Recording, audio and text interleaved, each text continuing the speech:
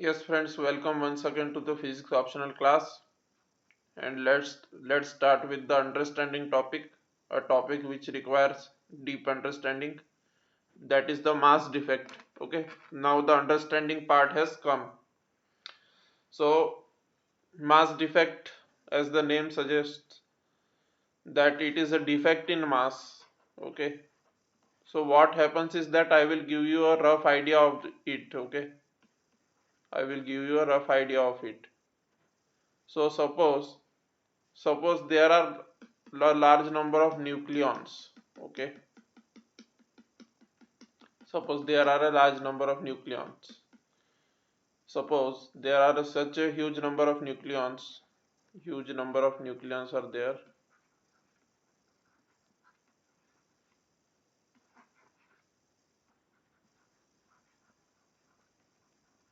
and this huge number of nucleons, what happens is that they will combine. They will combine. Suppose these are huge number of nucleons, so they will be protons and neutrons. Okay, they will be what? Protons and neutrons. So these will combine to form a nucleus. These will combine to form a nucleus. So what happens in this process is that some energy is released. Okay, some energy is released. Energy is released in this process. Usually energy is released. Okay, energy is released. So if I talk classically, if I talk about classical mechanics, so if I think classically, then what should happen? The sum of masses of these individual nucleons should be equal to this complete nucleus. Suppose there are 10 protons and 10 neutrons. So the mass of this nucleus should also be 10 protons mass plus 10 neutrons mass. Okay. So the total mass should be 10 protons mass and 10 neutrons mass, because the nucleus is comprising of 10 protons and 10 neutrons. So if I think classically, then the mass of this nucleus should be equal to the mass of 10 protons plus 10 neutrons. Okay, sum of the masses of 10 protons and 10 neutrons. But in reality it is found that when the nucleus is formed out of these nucleons, then some of the mass is lost in this process. So suppose 10 protons and 10 neutrons, the mass should have been, suppose, 20. If I consider 1 unit and 1 unit, suppose hypothetically I assume 1 unit and 1 unit, then what should have happened is that 20 should have been the mass. Okay, suppose 1 unit and 1 unit are there, so 20 should have been the mass. I am not talking about mass number. Mass number is different as mass is different. Do not confuse between the two. Okay. Mass number of a nucleus is different, and isotopic mass of a nucleus is different. Both are different things. Mass number means total number of nucleons. Isotopic mass means the uh, the amount of matter in that nucleus. Okay, so isotopic mass is different, and your this mass is very different. The atomic mass number is different. Atomic mass number is different, and your isotopic mass of nucleus is different. So there is a difference between the two. Although the integral part most of the times is the same, although the integral part means it will be 20 point something, but the integral part means, suppose the atomic mass number is your 20, then your isotopic mass will be your 20.0128, like that. Okay, so this is the difference between the two. So the integer part, okay, integral part means I am talking about integer part. Okay, so integer part is most of the time same for atomic mass number and your isotopic mass. For both of them, the integer part is most of the time same. Okay, but the atomic mass number will always be a full figure, whereas the isotopic mass whereas the isotopic mass of the nucleus will not always be full figure. Okay, it will most of the times it will be in point something. Okay, 20 point something, 16 point something, like that. Okay, only in case of oxygen, in some of the few nucleus like carbon 12, oxygen 16, hydrogen 1. Okay, in all these nuclei, the atomic mass number, and isotopic mass both are same. Okay, so over here atomic mass number is 12, so isotopic mass is also 12 coincidentally. Atomic mass number is 16, so isotopic mass is also 16 coincidentally. Atomic mass number is 1, so isotopic mass is also 1 coincidentally. It is all coincidence. But usually, for example, I have taken number 20 here. So number 20 will correspond to your neon. Okay, neon. So neon 10, 20 will be there. Okay, so atomic number 10 and atomic mass number 20 is that of neon. So neon will have isotopic mass 20.01, imperfect figure. What is it? Imperfect figure. Okay, imperfect figure. And this will be a perfect 20. Atomic mass number will be perfect 20, and isotopic mass will be an imperfect figure. So like that.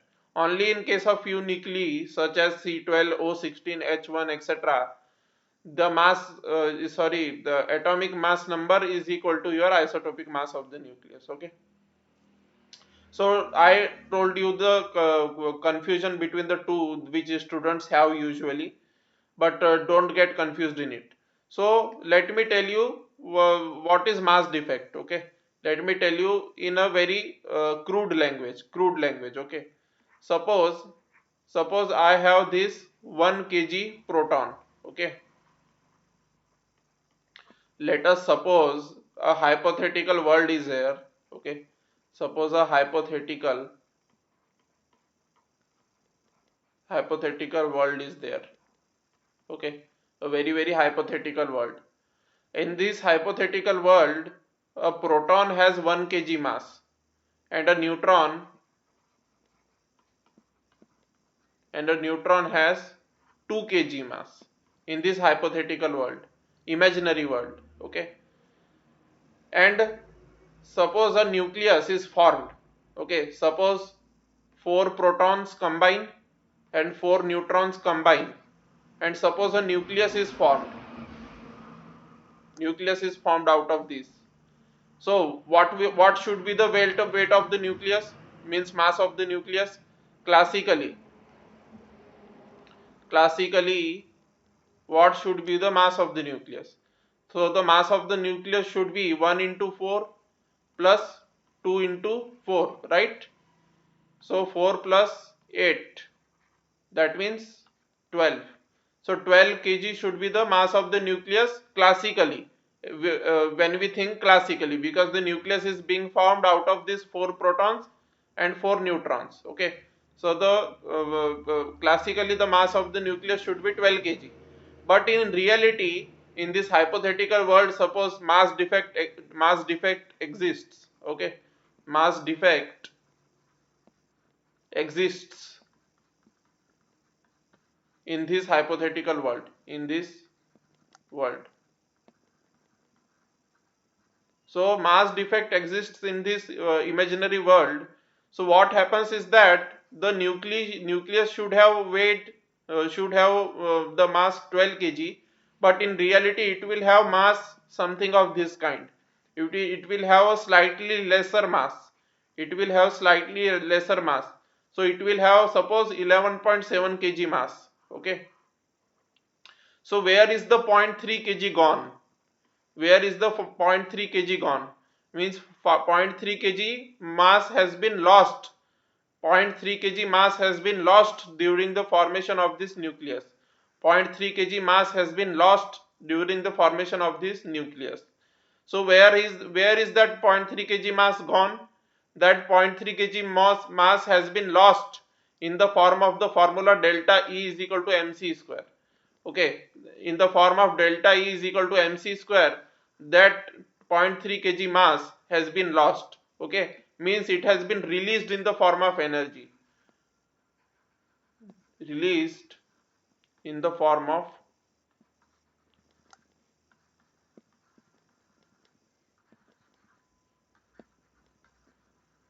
it has been released in the form of energy. So you will put the value of 0.3 kg over here. You will put the value of 0.3 kg over here. So what will you get? 0.3 multiplied by 3 into 10 to the power 8 whole square. Okay, E is equal to mc square, right? So whatever value you will get from here, that will be the energy released in the form of heat or something. Okay, in the form of heat. Okay, in the form of heat energy it will be released. So it is a kind of exothermic process kind of thing. Okay, so this is the mass defect. This is all about mass defect which I told you. Okay, so, but in reality this was a hypothetical world. In this hypothetical world I took that one proton is weighing 1 kg, one neutron is weighing 2 kg. This is a hypothetical world, that's why I took this. Okay, but in real world the mass of proton is very less. Okay, mass of proton and neutron is very less in the real world. In the real world 1 kg and 2 kg are nowhere. It is in the order of 10 to the power minus 27 kgs. Okay, mass of proton and neutron are in the order of 10 to the power minus 27 kgs in real world. Okay, so whatever the values will be, correspondingly this phenomena will apply. Okay, correspondingly this phenomena will apply. So this is the mass defect which I explained. Now I will write something over here in order to explain my concept. Okay, so just a second, let me have some water. Okay.